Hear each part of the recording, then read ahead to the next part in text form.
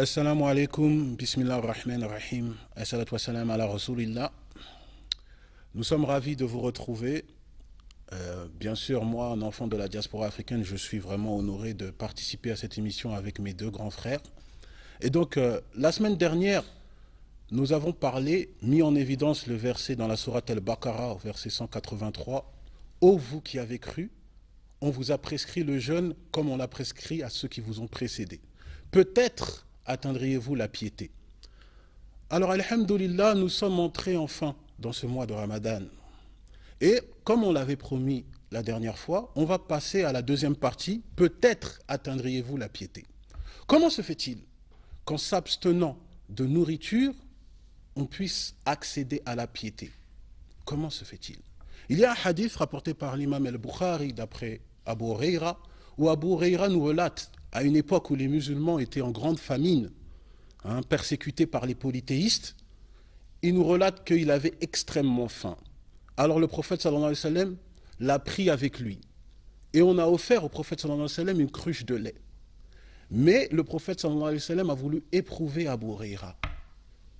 Il l'a ordonné de servir du lait à d'autres personnes, des gens de Soufa, qui étaient plus pauvres que lui. Et Abu Huraira, malgré le fait qu'il était tressailli par la faim, a préféré obéir au prophète Mohammed sallallahu alayhi wa sallam.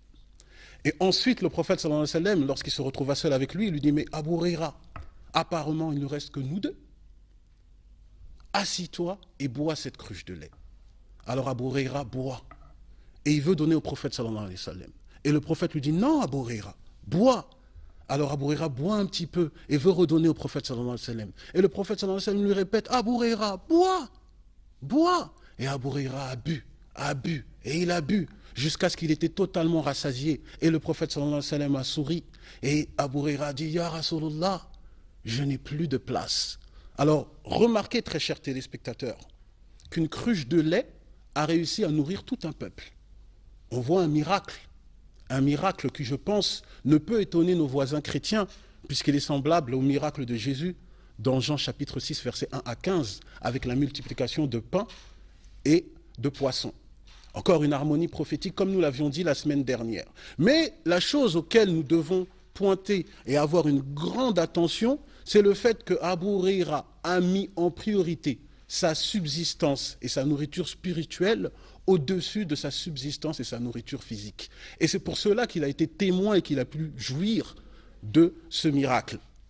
En effet, le Ramadan est un mois où le musulman essaie d'atteindre el-irsen, l'excellence. Allah nous dit dans le Coran, dans la sourate 51, verset 56, « Wa ma khalaqtul jinn wal insa illa liya'budun » Je n'ai créé les génies et les êtres humains que pour qu'ils m'adorent. Alors pendant le mois de Ramadan, étymologiquement même en arabe, Ramadan, ramad, c'est de la combustion, an, continuellement. C'est-à-dire que le musulman s'exerce à adorer, à être un monothéiste pur, continuellement. C'est ce qu'il essaye de faire.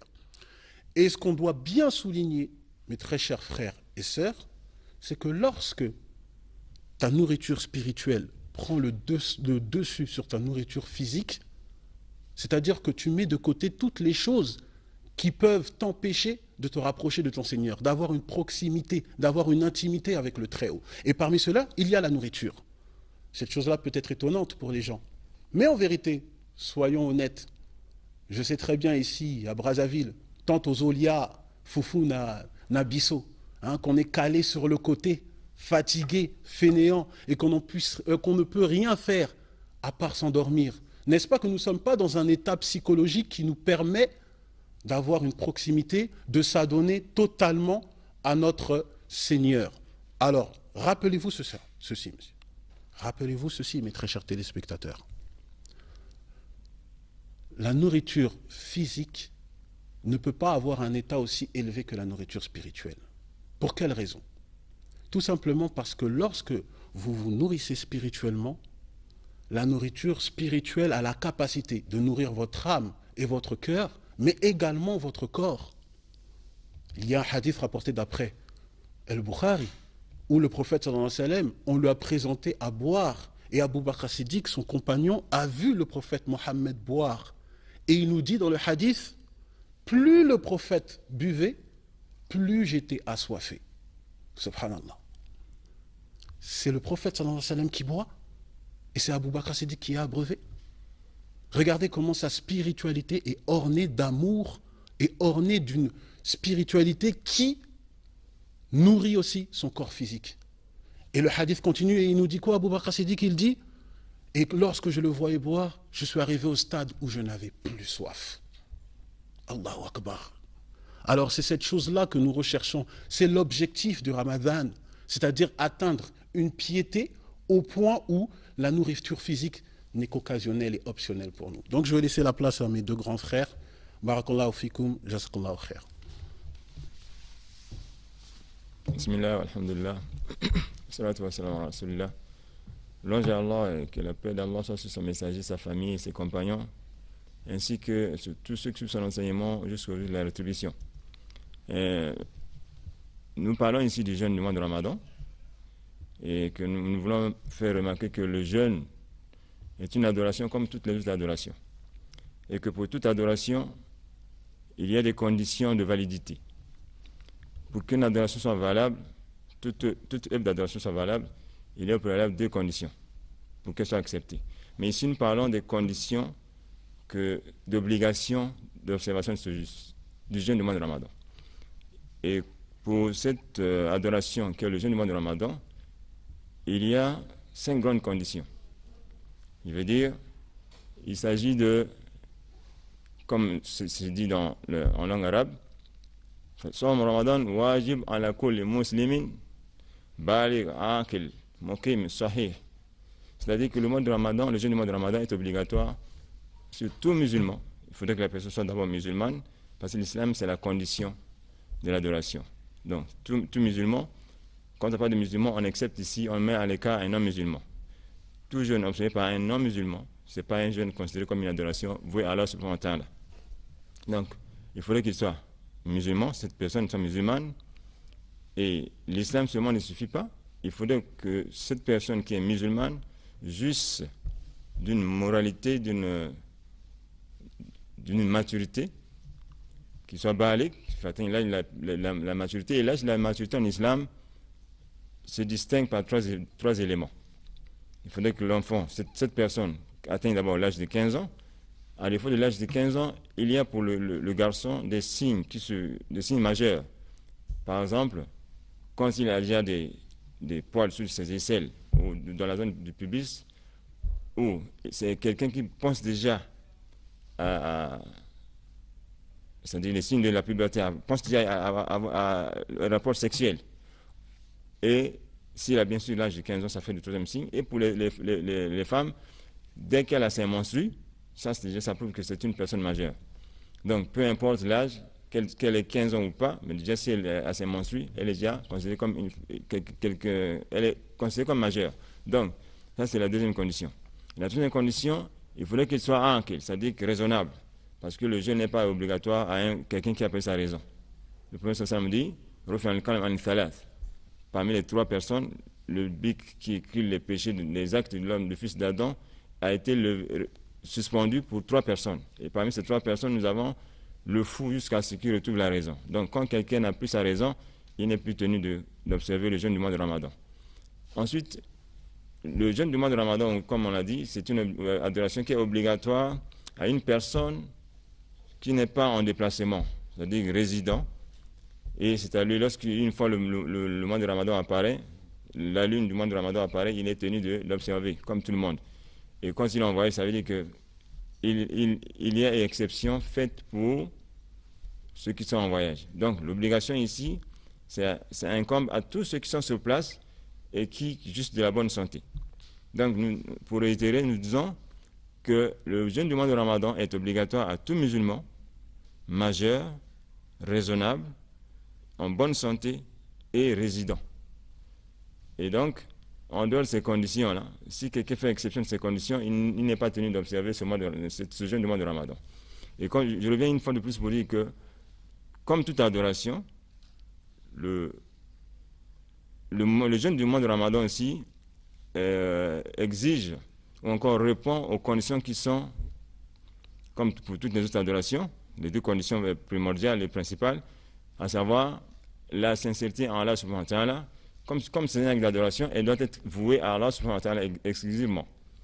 Et parce que quelqu'un peut jeûner, il peut passer sa journée en jeûne ou encore des mois entiers à jeûner, mais tant que ce jeûne n'est pas voué à Allah subhanahu wa ta'ala, ce n'est pas considéré comme un acte d'adoration.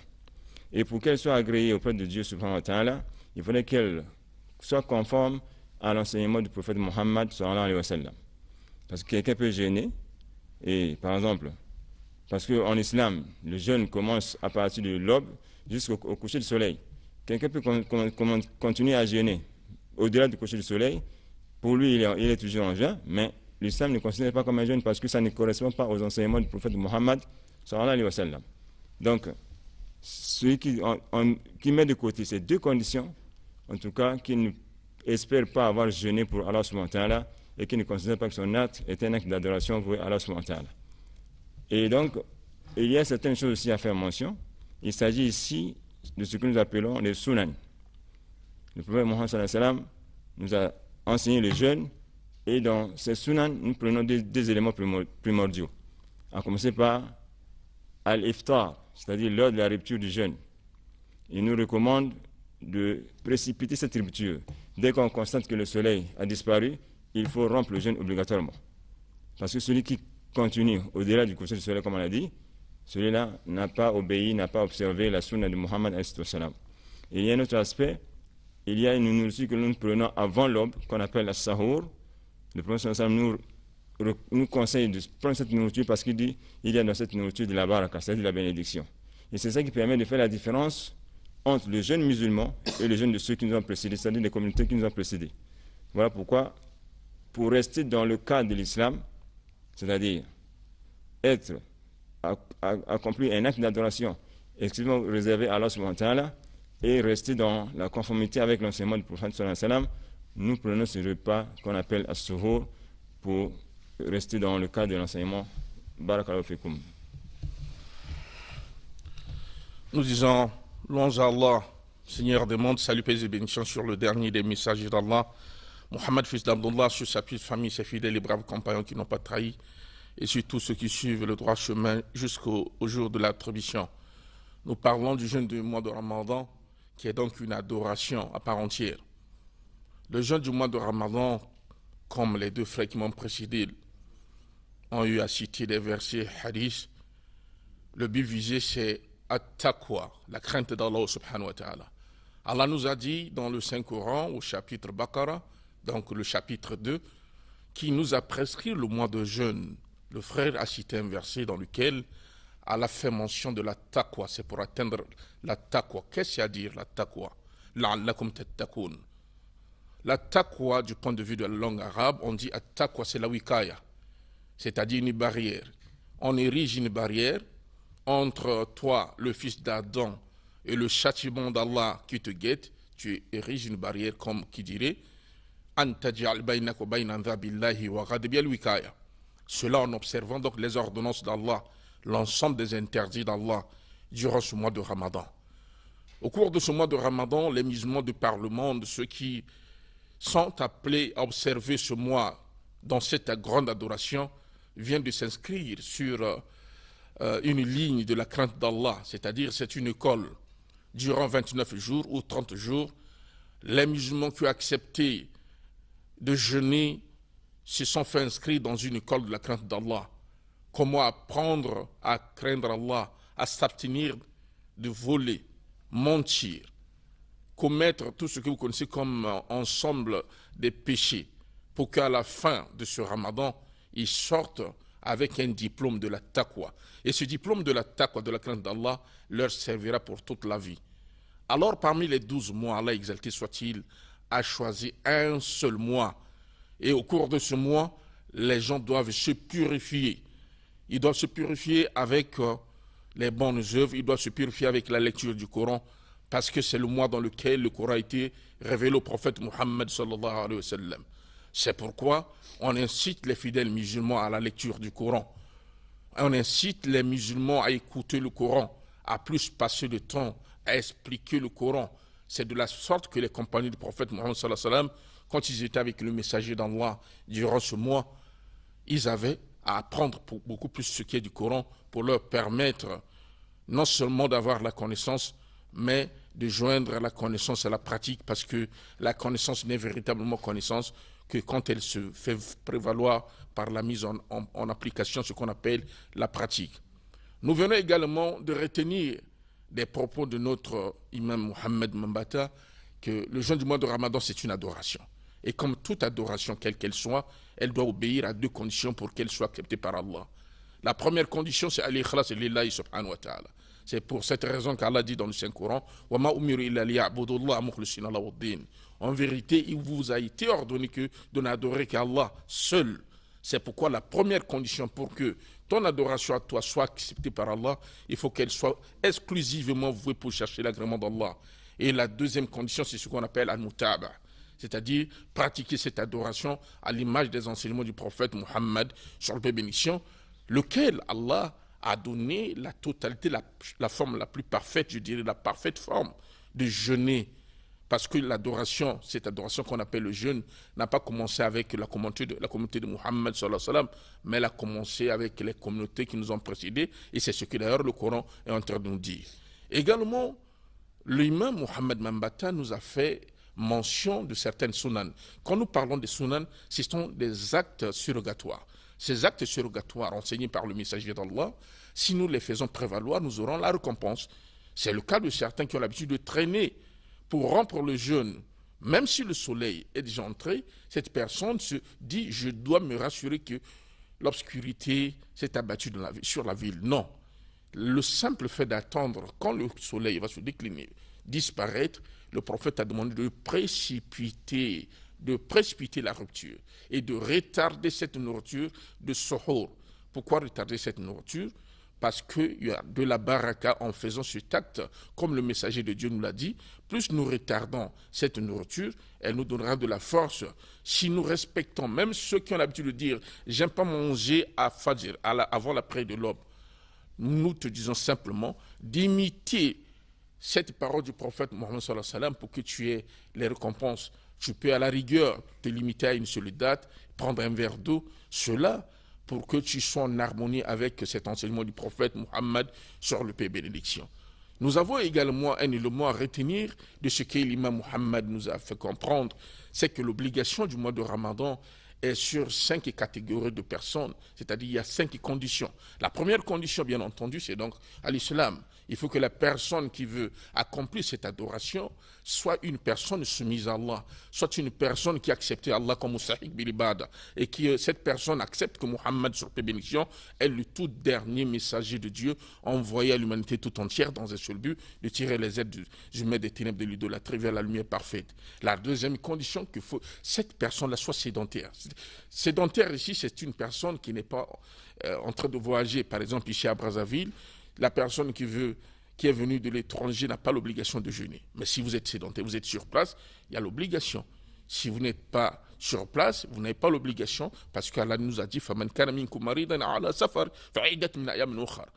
parmi vous, si quelqu'un est malade ou bien encore il en voyage, il peut avorter son jeûne, faire que son jeûne soit avancé un autre jour après le mois de Ramadan, soit pendant le mois de Shawwal, de toute façon avant l'année prochaine. Également cette personne qui est mature. Quand nous parlons de la maturité en islam, il s'agit ici d'une personne qui a déjà, chez un homme, et à la présence des signes, hein, les cellules masculines et tout ce que vous connaissez, comme ce que le frère vient de citer, que cette personne également ne soit pas une personne folle, c'est-à-dire qui a toutes ses facultés en place. Voilà comment est-ce qu'au cours de ce mois de Ramadan, nous sommes engagés à craindre Allah, nous sommes inscrits dans une école de la crainte d'Allah subhanahu wa ta'ala. Ensemble, nous devons passer dans les mosquées pour apprendre comment aller tout doucement, parce qu'un jour de plus, c'est un jour de moins vers la fin de ce mois de Ramadan. Malheur à celui que le Ramadan va finir, alors que cette personne n'a pas profité, n'a pas demandé mea culpa ou pardon à Allah subhanahu wa ta'ala, et continue toujours dans les péchés qu'Allah nous pardonne et il nous donne la bonne compréhension. Wa ala dha naktafi wallahu ta'ala alam wa subhanaka Allahumma bihamdik nashhadu an la ilaha illa anta nastaghfiruka wa natubu ilayk. Wassalamu alaykum wa rahmatullahi wa barakatuh.